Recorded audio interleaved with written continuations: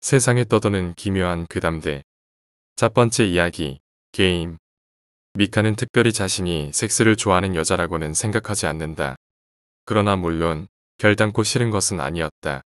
그래도 처음 만난 남자와 러브호텔에 들어온 것은 처음이었다. 남자는 자신의 이름을 요라고 말했다. 특별히 잘생긴 얼굴도 아니었고 이야기가 재미있지도 않았지만 흐름을 잘 이끌어가는 남자였다. 어느 사이에 클럽 안에서 두 사람만 함께 있게 되었고 어느 사이에 밖에 데리고 나가죠. 어느 사이에 호텔에 들어오게 되었다. 특별히 남자가 싫은 것도 아니었기 때문에 뭐 하룻밤 정도는 괜찮겠지? 라는 기분이었다. 지금 침대 옆에 료가 걸터앉고 둘이서 TV에 나오는 AV를 함께 보고 있었다. 문득 미카는 침대의 머리맡에 추억 노트라고 쓰여있는 노트가 한 권 있다는 것을 알아차렸다. 아무런 생각 없이 노트를 훌훌 넘겨본다. 여러 가지가 쓰여 있었지만 어느 것도 다른 연인들의 별것 없는 이야기거나 푸념 같은 것뿐이었다. 그런데 노트의 아래쪽에 어드벤처 게임이라고 쓰여 있는 것을 알아차렸다. 미카는 다음 페이지를 넘기고 같은 부분에 쓰여 있는 글을 읽었다. 당신의 머리카락은 길어. 예스는 12페이지로 노는 게임 오버라고 쓰여 있었다. 미카는 어깨까지 머리가 늘어져 있었다. 노트에는 손으로 써놓은 페이지 수가 있어 12페이지를 열었다. 당신은 마른 사람.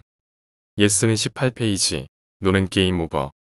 미카는 아무리 먹어도 살이 찌지 않는 상당히 많은 타입이었다. 18페이지를 넘긴다. 그게 뭐야? 료가 옆에서 들여다본다. 어드벤처 게임이라고 말하자 료는 시시하다는 듯 노트를 슬쩍 보고 다시 TV에 몰두한다. 당신은 클럽 라군에 있었어? 예스는 24페이지. 노는 게임 오버. 어라? 자신도 모르게 미카는 목소리를 내버렸다. 확실히 클럽 라군에 있었던 것이다. 24페이지로 넘긴다. 클럽에서 남자와 만났니? 예스는 35페이지. 노는 게임 오버. 미카는 희미한 전율을 느끼면서 35페이지로 손을 넘기고 있었다. 남자의 이름은 료. 예스는 40페이지. 노는 게임 오버. 미카는 떨리는 손으로 페이지를 넘겼다. 거기에는 말라서 다갈색이 된 피로 물든 손자국이 찰싹 들러붙어 있었다. 그리고 그 밑에 여백에는 한 문장이 쓰여 있었다. 도망쳐. 그 남자는 여자의 얼굴을 잘게 자르는 것을 좋아하는 미친 사람이야. 미카는 가능한 한 조용히 노트를 닫았다. 그리고 침대에서 일어나 천천히 걸어서 방의 문을 나섰다. 거기서 료의 목소리가 뒤에서 들린 순간 미카는 전력 질주로 방을 뛰쳐나갔다. 료가 외치는 목소리가 들렸지만 무엇을 말하는지는 알아들을 수 없었다. 두 번째 이야기, 마녀. 꿈속이었다. 꿈속에서 나는 주저앉아 있었다. 양쪽으로 나무가 울창한 가로수 길에 나는 주저앉아 있었다. 그런 내 앞에 7살짜리 남자아이의 키만한 직립보행을 하는 토끼가 있었다. 토끼는 마치 난시인 듯한 눈을 가졌다. 토끼의 눈은 각각 다른 곳을 쳐다보고 있었지만 고개는 내 쪽을 쳐다보는 걸 보면 나를 응시하는 게 맞을 것이다. 토끼는 묵묵히 가로수 길을 따라 앞으로 뛰어갔다. 나도 곧바로 일어나 묻은 흙을 털고 토끼 뒤를 아무 말 없이 따라갔다. 곧 어느 마을에 도착하였는데 그 마을 사람들은 특이하게 아니 괴상하게 발목이 없었다. 마을 사람들에게 괴리감은 크게 느끼지 않았다. 아마 꿈이라서 그런 것 같았다. 왜 발목이 없냐고 물어보니 이 마을을 탈출하려면 마을 뒤쪽에 있는 설원을 지나가야 하는데 그곳엔 사람의 발목을 자르는 마녀가 있다는 것이다. 너는 그곳을 지나가야 해. 토끼는 눈은 각각 다른 곳을 보지만 고개만은 나에게 집중한 채 말을 하였다. 갑자기 공간이 설원으로 바뀌었다. 뒤를 돌아보니 마을이 보였고 마을 후문에는 경비병이 지키고 있었다. 다시 마을에 돌아가려고 하였으나 경비병이 강력하게 저지하여 다시 설원으로 돌아오는 수밖에 없었다. 이곳은 너무 춥다. 온몸을 감싸며 걸었다. 초원을 좀 지나가다 보니 다 허물어져가는 허름한 집이 보였다. 본능적으로 그 집이 마녀가 살고 있는 집이라 짐작할 수가 있었다. 집의 굴뚝에는 연기가 쏟아오르고 있었다. 꿈속에서 나는 고민을 하고 있었다. 마녀의 집을 지나갈 것인지 말 것인지. 마녀의 집을 쳐다보니 창문 사이로 고개를 내밀고 나를 응시하고 있었다. 빨간 눈으로 나를 곧 잡아먹을 듯한 눈빛을 보냈다. 한참을 고민하다가 결국 마녀의 집을 지나기로 하였다. 나는 이상하게도 발걸음이 마녀의 집 쪽을 향하였다. 마녀의 집 앞에 당도한 나는 창문에서 고개를 내밀고 나를 가만히 응시하고 있는 마녀를 볼 수 있었다. 마녀는 다 빠진 머리에 빨간 눈에서 눈물이 흐르고 입을 벌리고 있었는데 그 안에는 차갑고 날카로운 이빨들이 보였다. 빠아 마녀는 그 이상 행동을 하지 않았고 엄청나게 나를 보고 웃었는데 조소가 섞인 웃음이었다. 계속 아무 행동을 하지 않고 비웃기만 하였다. 그 웃음이 너무 끔찍하고 듣기가 무서웠다. 마녀는 나에게 아무 짓도 하지 않았지만 나는 공포에 떨고 있었다. 나는 운 좋게 기적적으로 마녀의 집을 지나갈 수 있었다. 다시 그 마을에 안 돌아가도 된다는 안도감에 희망에 부푼 마음으로 빨리 설원을 지나가려 하는데 발목이 점점 눈 속에 빨려 들어가더니 발목이 빠지지 않는 것이다. 그리곤 어이없게 설원 저 멀리엔 신발 가게가 보이던 것이다. 꿈속은 참 어이없는 것 같다. 갑자기 몸이 따뜻하다. 설원인데 따뜻한 하얀 이곳은 푹신하다. 뭔지 모르게 나는 희망에 가득 차기 시작했다. 꿈속에 깨어난 나는 깊은 정막을 느낄 수 있었다. 뭔가 몸이 되게 가볍다. 평소에 느끼던 몸의 체중과는 달랐다. 꿈속에서 추운 느낌과 다르게 이곳은 너무 따뜻하고 습한 느낌이다. 그리고 푹신하다. 이상하게도 주위에 커튼이 쳐져 있다. 그리고 밤인 듯 옅은 어둠이 있었다. 무섭고 괴상한 꿈에서 벗어난 안도감일까? 나는 뒤로 아무 걱정을 하지 않고 누워버렸다. 이 편안함에서 깨고 싶지 않다. 밖에서 오는 소리가 들렸다. 낯설지 않은 목소리였는데 어머니인 듯하다. 어쩔 수 없었습니다. 발목이 동상에 걸려서 발목에 자르지 않았으면 다리 전체를 잘라내야 했습니다. 갑자기 몸에 소름이 돋는다. 아까부터 가벼운 느낌이 낯설기 시작한다. 다리를 공중에 휘저어 본다. 평소보다 짧은 느낌과 원래 있어야 할 그 무언가의 공허함이 느껴진다. 나는 다시 절망에 가득 찼다. 머릿속엔 마녀의 웃음소리가 들린다. 마녀의 웃음의 의미를 알 것 같다. 세 번째 이야기, 버스 종점. 이번 정류장은 종점입니다. 그늘도 여느 때와 별반 없는 하루였다. 지친 몸을 이끌고 돌아오는 버스 안. 이어폰을 꽂고 노래를 들으며 오다가 문득 창밖을 보니 벌써 마지막 정류장인 우리 동네에 거의 도착 직전에 있었다. 종점이기에 하차벨을 누를 필요 없이 맨 앞자리에서 일어섰다. 나 혼자였네. 버스 뒷 문에서 미리 서 있으려고 일어서 뒤를 돌아보니 텅 빈 버스 안에 기사와 나밖에 없었다. 종점이라고 해도 보통 4~5명은 있었는데 하지만 뭐 신경 쓸 정도는 아니라서 계단 앞에 서서 멍 때리고 있자 곧이어 버스가 정차했다. 내리기 전에 항상 습관처럼 기사님을 바라보며 하루 일과를 잘 마무리하셨다는 의미로 고생 많으셨습니다. 하고 하차했기에 그날도 고생 많으셔. 대형 룸미러로 보이는 버스기사의 얼굴에서 잔뜩 겁을 먹은 표정이 눈에 들어오더라. 나는 내리는 찰나였기에 의문을 가졌을 때는 이미 아스팔트 바닥에 발을 내디딘 상황이었고 그 버스는 급하게 어디론가 사라졌다. 왜 저러지? 그 기사의 초점이 애매하게 거울을 통해 나를 봤던 것 같기도 하고 아닌 것 같기도 하고 이상하게 찜찜했다. 막차라서 그런지 적적한 정류장에는 서늘한 바람만이 불고 있었는데 괜스레 소름이 돋았다. 기분 오묘하네. 그곳에서 우리 집 아파트로 가려면 정류장에서 곧장 5분 정도 걸어 우회전해서 좌측편에 버스가 한 대 모여있는 곳을 지나가야 했다. 그날따라 이상하니 많지 길거리는 고요했고 어두웠다.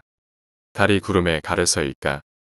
그때 좌측편에서 순간 강렬한 빛이 번쩍거림을 느꼈고 나는 본능적으로 흠칫하며 버스 수십 대가 주차되어 있는 그곳을 향해 고개를 돌렸다.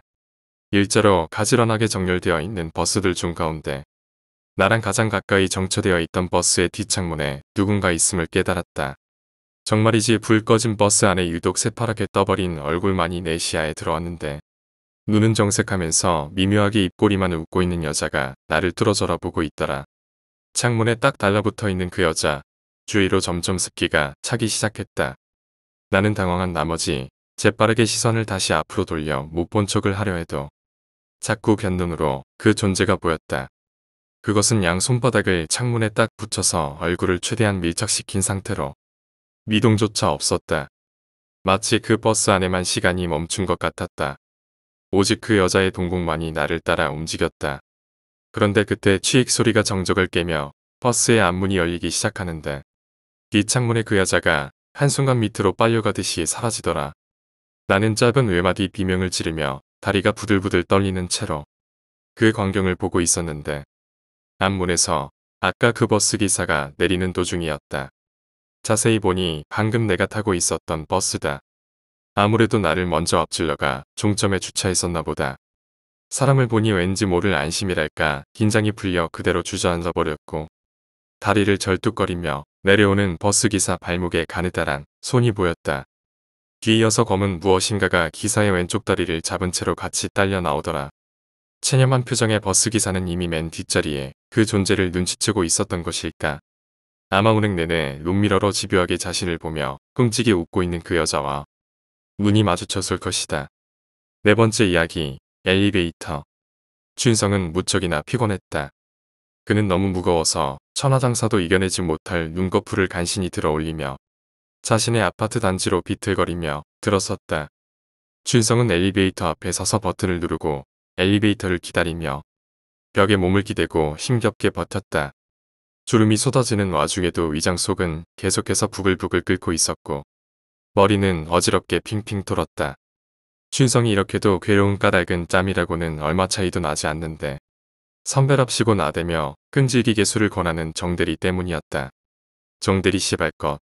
준성은 혀가 꼬부라져서 뭉개지는 발음으로 정대리를 욕하고는 딸꾹질을 했다.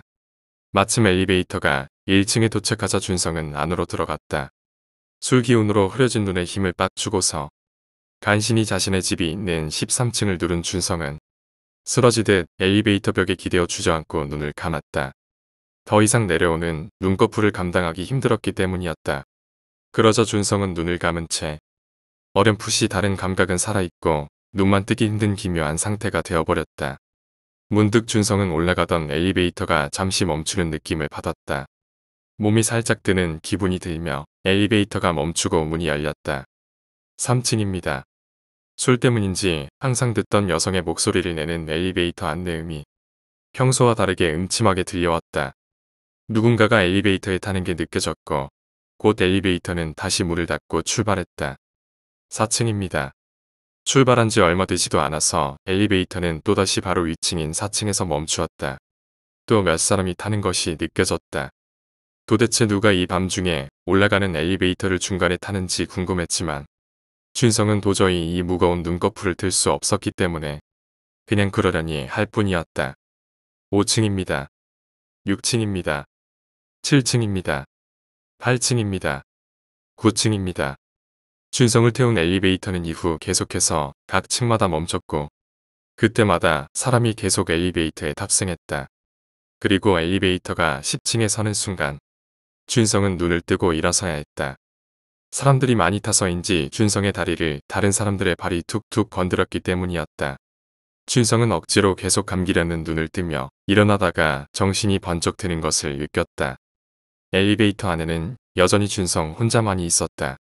다만 엘리베이터 바닥에는 어지럽게 여러 신발의 발자국들이 남아 있었다. 준성이 오싹한 기분을 느끼고 눈을 부릅뜬 채 자리에서 일어나자 엘리베이터는 다시 천천히 문을 닫아가고 있었다. 닫혀가던 엘리베이터 문이 무언가에 가로막혀 끝까지 닫히지 않았고 다시 스르르 열렸다. 그리고 또각또각 하이힐의 발자국 소리가 엘리베이터에 울렸다. 그러나 그 소리의 주인공은 어디서도 찾을 수 없었다. 준성은 여전히 엘리베이터 안에 혼자였다. 이정원 축하입니다. 준성은 그 안의 목소리를 듣는 순간 소름이 쫙 끼쳤다. 동시에 갑자기 그의 주변에서 더운 숨결이 느껴지기 시작했다. 어느새 거울에는 엘리베이터에 콩나물처럼 뺑뺑이 가득 찬 사람들이 비추고 있었다. 엘리베이터의 탑승객들은 모두 각양각색의 복장과 외모를 가진 사람들이었지만 모두 공통적으로 회색빛 피부에 눈이 있어야 할 공간이 텅 비어 끝을 알 수 없는 어두운 구덩이를 가지고 있었다. 준성은 그 모습을 확인하자마자 겁에 질려 엘리베이터에서 뛰쳐나가고 말았다. 준성이 내리자 텅 빈 엘리베이터는 천천히 문을 닫았다. 문이 반쯤 닫히자 그 안에 타고 있던 회색 망령들이 준성의 눈에 선명하게 들어왔다. 그들은 모두 입꼬리를 말아 올리고 흰 이빨을 드러낸 채 무엇이 그렇게 재밌는지 준성을 보며 환하게 웃고 있었다. 엘리베이터의 문이 완전히 닫히고 준성은 그 자리에 힘이 풀려 주저앉았다. 그러나 곧 다시 일어나 미친 듯이 엘리베이터 버튼을 눌러댔다. 준성이 내린 장소에는 아무것도 없었던 것이다. 계단도 집의 문도 없는 완전한 회색의 공간에 엘리베이터의 문과 버튼만이 있었다. 굳게 닫힌 엘리베이터의 철문에는 절망에 가득 차 미친 듯 반복해서 버튼을 누르는 준성의 모습이 비추고 있었다. 5번째 이야기, 소름 끼치는 결벽증. 처음 사람이 죽었다는 신고 전화를 받았을 때에는 솔직히 설마 하는 느낌이었다. 그다지 잘 와닿지 않는 마음이었다. 뉴스나 신문 혹은 그 외의 매체에서 자살이라는 단어를 자주 접하기는 했으나 실제로 그 현장에 가본 사람이 얼마나 되겠는가. 직접 찾아가 겪어본 자살의 현장은 막연한 나의 상상보다는 크게 잔인하거나 놀라울 것이 없었다. 그저 다른 누군가가 살았던 평범한 집이었다. 자살자의 집은 도시의 중심지에서 조금 떨어진 조용한 변두리의 단독주택이었다. 도심은 아니지만 근처의 역도 가깝고 적당한 편의시설은 모두 갖춰진 주변 환경이 깨끗해서 살기에 딱 좋은 곳이었다. 그 집 안도 역시 굉장히 깔끔했다. 보기 좋다 못해 조금 답답함이 느껴질 정도로 숨 막히게 딱 맞춰 정돈된 느낌이었다. 바닥은 거의 건이 날 정도로 잘 닦여 있었고 전체적으로 먼지 하나 찾기 힘들 정도로 잘 청소되어 있었다. 자살자는 욕실에서 발견되었다. 겉으로 보기에 그는 30대 초반쯤으로 보였다. 잘 정돈된 올백머리에 30대 남성의 피부라기에는 지나치게 좋은 잡티 하나 없는 피부. 남자답게 오뚝하게 솟은 콧대, 잠을 자듯 살며시 감은 눈. 전체적으로 아주 잘생긴 미남형의 남자였다. 그는 자신의 손목을 긋고 물을 가득 채운 욕조에 팔을 담근 채 죽었다. 물과 피가 섞인 액체로 가득 찬 욕조는 붉은색의 잉크를 풀어넣는 듯 진하지 않은 색조로 잔잔히 찰랑거리고 있었고 자살자는 온몸에 피가 다 빠져서인지 아주 창백한 모습으로 죽어 있었다. 그러나 그 시체가 혐오스럽거나 무섭지는 않았다. 오히려 그 핏기 없는 안색은 그의 전체적인 인상과 결합되어 젠틀하면서도 아주 깔끔하다는 느낌을 주었다. 자살자는 자신의 집이 잘 정돈된 만큼이나 깔끔하고 잘 정돈된 상태로 죽어 있었고 자살이라기보다는 편안한 자연사로 생각될 정도로 그의 시체는 지나치게 깨끗하고 평온해 보였다. 시체를 회수하고 나서 나는 현장의 증거를 찾았다. 자살에 쓰인 칼 이외에 다른 특별한 도구는 보이지 않았다. 신고자인 자살자의 여자친구는 요 근래 들어 연락이 잘 되지 않아서 집으로 직접 찾아왔다가 현장을 발견했다고 진술했다. 그녀의 말에 따르면 자살자는 근 2주 정도를 심한 우울증 증세를 보였다고 했다. 그러나 그 이유에 대해서는 그녀도 딱히 아는 것이 없어 보였다. 이것저것 찾아보다 내가 발견한 것은 가죽으로 된 표지를 가진 두꺼운 일기장이었다. 나는 일기장을 펴고 앞장부터 빠르게 넘기며 대충 확인했다. 일기장에는 사소한 사건부터 자살자의 옛 고민 등 여러 가지가 적혀 있었다. 한참을 별로 도움이 되지 않는 이야기들을 넘기자 내 눈이 번쩍 뜨일 쓸만한 이야기들이 쓰여 있었다. 2014년 7월 27일. 오늘은 아주 재수가 없었다. 출근하는 도중 구걸하는 노숙이 내게 바지 자락을 잡혔다. 그 노숙자는 도대체 언제 씻었는지 새까만 손으로 염치도 없이 내 양복 바지에 손을 가져다 대었다. 짜증이 솟아서 걷어차고 싶었지만 더 달라붙을까 싶어 얼른 돈을 꺼내자 그놈은 씩 웃으며 손을 놓았다. 계속 바지가 신경 쓰여 일도 제대로 할 수 없었다. 더러운 쓰레기들이 사라졌으면 좋겠다. 2014년 8월 1일. 지난주에 그 더러운 노숙자를 다시 보았다. 여전히 더러운 몰골이었다. 그놈은 나를 알아보았는지 실실 웃으며 다가왔고 나는 못 본 척 빨리 자리를 옮기려 했다. 그러나 이번에도 나는 잡혔다. 이번에도 역시 바지의 끝자락이었다.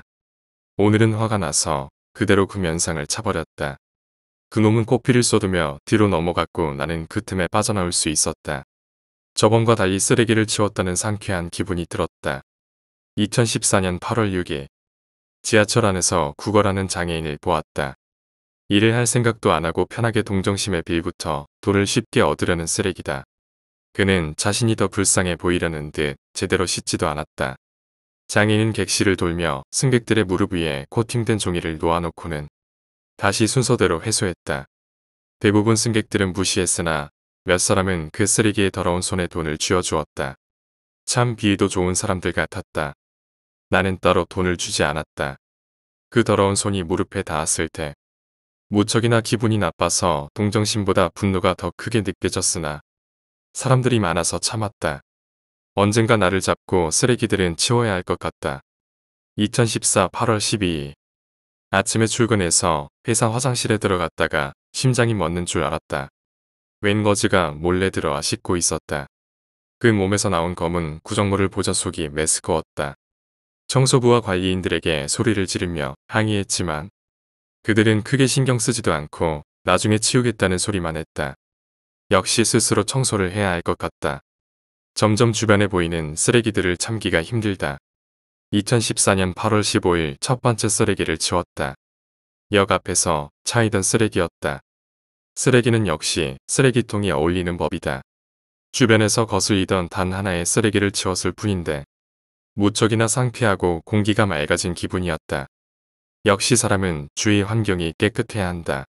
앞으로 주말에는 꼭 청소를 하는 것이 좋을 것 같다. 2014년 8월 24일 지난주에 치운 쓰레기와 어제 치운 쓰레기의 양이 조금 많아서 쓰레기통이 가득 차버렸다. 특히나 지난주의 쓰레기들은 부패가 진행되어 역겨운 냄새를 풍겼다. 아무래도 처리 방법에 있어서 변화를 주어야 할 것 같다. 2014년 8월 27일 쓰레기들을 모두 묻었다. 집 앞의 마당은 그다지 큰 편이 아니지만 쓰레기들을 묻을 정도는 되었다. 쓰레기들을 묻고 나서는 그동안 냄새가 배어버린 쓰레기통을 다시 정리했다. 냄새는 아직 그대로지만 곧 없어질 것 같다. 2014년 8월 30일 조금 방심했다. 쓰레기를 처리하는 도중 쓰레기가 깨어나서 덤벼들었다. 다행히 재빨리 진압해서 처리했지만 팔뚝을 잡혀버렸고 얼굴에 피가 튀었다. 너무 불쾌하고 찝찝해서 살가죽이 벗겨질 정도로 강하게 문질렀다. 그럼에도 아직 찝찝하다. 2014년 9월 2일 팔뚝과 얼굴에 알 수 없는 기포가 생겼다. 아마도 전에 쓰레기를 처리던 중에 쓰레기와 접촉했기 때문인 것 같다. 그날 분명 살가죽이 벗겨질 정도로 씻었는데도 불구하고 이런 것은 그만큼 쓰레기가 더러웠다는 뜻일 것이다. 2014년 9월 4일 얼굴과 팔뚝에서 시작된 기포가 점점 번지고 있다. 팔에서 시작된 기포는 오른쪽 팔 전부를 덮었고 얼굴에서 내려온 기포는 목을 넘어 가슴까지 번졌다. 그리고 너무나 가렵다. 하지만 더욱 악화될 것 같아서 긁을 수가 없다. 내일은 병원에서 진단을 받아보아야 할 것 같다. 2014년 9월 5일 피부과에 다녀왔다. 의사는 나를 정신병자 취급했다. 그는 내 몸에는 아무런 이상이 없으며 건강한 피부를 가졌다고 칭찬하며 거울을 보여주었다. 그러나 거울 속에는 온몸이 기포로 뒤덮여 피부가 파충류의 가죽 같은 못난 사람만 비추고 있었다. 역정을 내며 화를 내는 나에게 의사는 정신과 진료를 조심스럽게 추천했다. 돌팔이 같은 새끼가 혹시 내가 정말 미친 것은 아닐까? 2014년 9월 12일 입맛도 없고 아무런 의욕이 없다. 곪아버린 피부에서는 누런 진액이 흘러나온다. 내 온몸은 고름과 기분 나쁘게 끈적거리는 액체로 범벅이 되었다. 거울을 볼 때면 자괴감이 들어 자살을 생각하게 된다. 씻어도 이 더러운 고름과 피부병은 나아질 생각을 않는다. 오히려 더 역겨운 진액을 뿜어대며 몸을 더럽게 만든다. 2014년 9월 14일 쓰레기는 더럽다. 쓰레기는 그 자리가 따로 있다. 2014년 9월 17일 마지막으로 목욕을 했다. 지금 이 순간 나는 나에게 정신병이 있기를 기도한다. 다른 사람들이 내가 보는 내 모습을 볼 수 없기를 바란다. 이제 나는 마지막으로 남은 쓰레기를 치울 것이다. 일기는 그것으로 끝이었다. 일기의 내용대로 자살자의 집 앞마당에서는 실종되었던 노숙자들로 보이는 훼손된 시신 몇 구가 발견되었고 회수되었다. 결국 사건은 노숙자를 연쇄살인한 30대 남성이 죄책감에 우울증을 겪다가 자살한 것으로 마무리 지어졌지만 나에게는 작은 의문이 남게 되었다. 대체 자살자는 자신의 모습을 어떤 모습으로 보았던 것일까? 6번째 이야기, 탁자난로. 우선 이건 지인에게 들은 실화입니다. A라고 칭하겠습니다. A씨는 일본 규슈 미야자키현에 사는 학생이고 저와는 대학교 동급생입니다. 이건 그 친구의 이야기입니다. A씨가 어느 날 우연히 거실 소파에서 잠이 들었습니다. 소파 바로 옆에는 코타츠가 있었고요. 그런데 새벽에 갑자기 A씨가 잠이 깼습니다. 가위에 눌렸기 때문이죠. A씨는 평소에도 가위에 자주 눌리는 성격이다 보니 그날도 평소처럼 얼마 안 가서 풀리겠지 하고는 가위에서 팍 깨어날 타이밍을 잡고 있었다고 합니다. 하지만 아무리 노력해도 가위에 깨질 않았습니다. 손가락을 움직여도 한쪽 눈을 간신히 떠봐도 소리를 내려고 해도 정말 숨을 내뱉는 소리만 낼 뿐 도저히 가위에서 일어날 수 없었습니다.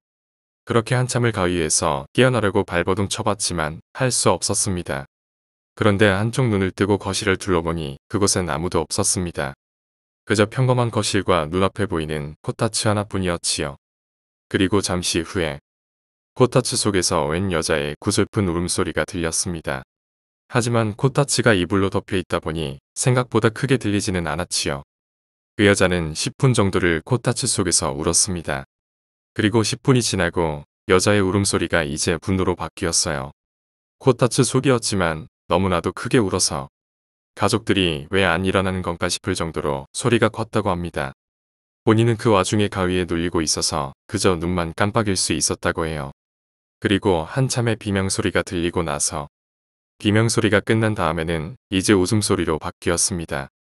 하지만 코타츠 아니라서 뭔가 저 요괴 녀석이 코타츠 속에 봉인되었다고 생각이 드는 나머지 약간의 안도감이 들었다고 해요. 그리고 그 순간 코타츠 속에서 왼손이 나오더니 코타츠의 이불을 들어 올렸습니다. A씨는 그 손을 보자마자 바로 다시 눈을 질끈 감았고 이제는 귀에만 의지할 수밖에 없었다고 해요. 그리고 그 와중에 너무 긴장한 나머지 귀에서도 이상한 환청이 들리기 시작했어요. 그냥 누구나 가끔씩 들리는 삐하는 소리요. A씨는 그래도 너무 무서워서 눈을 감고 그대로 가위에서 깨기만을 기다렸어요. 하지만 그럴 리가 절대로 없죠. A씨는 체감 시간으로 최소한 20분 이상이 지나고 나서야 눈을 떴어요. 눈을 뜨는 것 이외에는 아무것도 할 수 있는 게 없었기 때문이죠.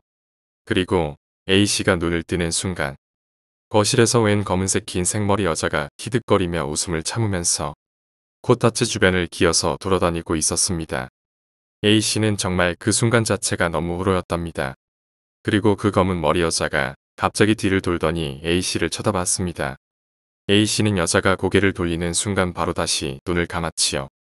해면한 눈이라도 마주치면 그때는 정말 큰일 날 것 같았기 때문에요. A씨는 언제 눈을 떠야 할지 몰랐고 그냥 이대로 아침이 올 때까지 기다려야 하나 했답니다. 그리고 잠시 후에 드득거리는 소리가 들렸습니다. A씨는 의아해하며 이게 무슨 소리지 하고 혼자 머릿속에서 온갖 추측을 만들어 봤습니다. 여자가 이를 가는 소리 환청 소리 등등 여러 가지요. 그리고 정말 시간이 오래 흘렀습니다. 체감 시간으로만 해도 아까의 20분의 몇 배, 아니 10배 정도는 되었다고 해요. 정말 오랜 시간 동안 A씨는 꼼짝도 않고 기다렸고 시간이 얼마나 흘렀는지 모르겠지만 날이 밝아질 기미는 보이지 않았다고 해요. 그 드드득 거리는 소리는 계속 들렸고요. A씨는 하는 수 없이 눈을 떴답니다. 그리고 눈앞에 보이는 것은 아까의 긴 생머리 여자가 소파를 긁으면서 올라오려고 안간힘을 쓰고 있었답니다.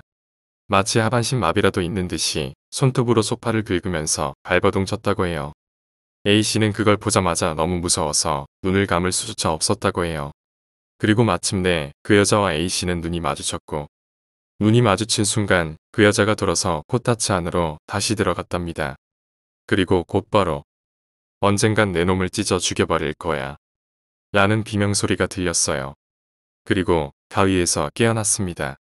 가위에서 깨어난 순간 두둥 하는 소리가 났어요. 가족들이 문을 박차고 A씨에게 달려온 소리였지요. 시간은 새벽 5시가 다가오고 있었다고 해요. 그리고 가족들이 다가온 이유는 그 순간 동안 A씨의 가족 전부 다 같이 가위에 눌렸고 가족들의 말로는 거실에서 A씨가 꺽꺽거리며 숨 넘어가는 소리가 몇 시간 동안 계속 들려왔다고 합니다. 그 뒤로 그날 바로 A씨네 가족은 그 코타츠를 버렸고요. 새 코타츠를 살 수도 없었다고 합니다.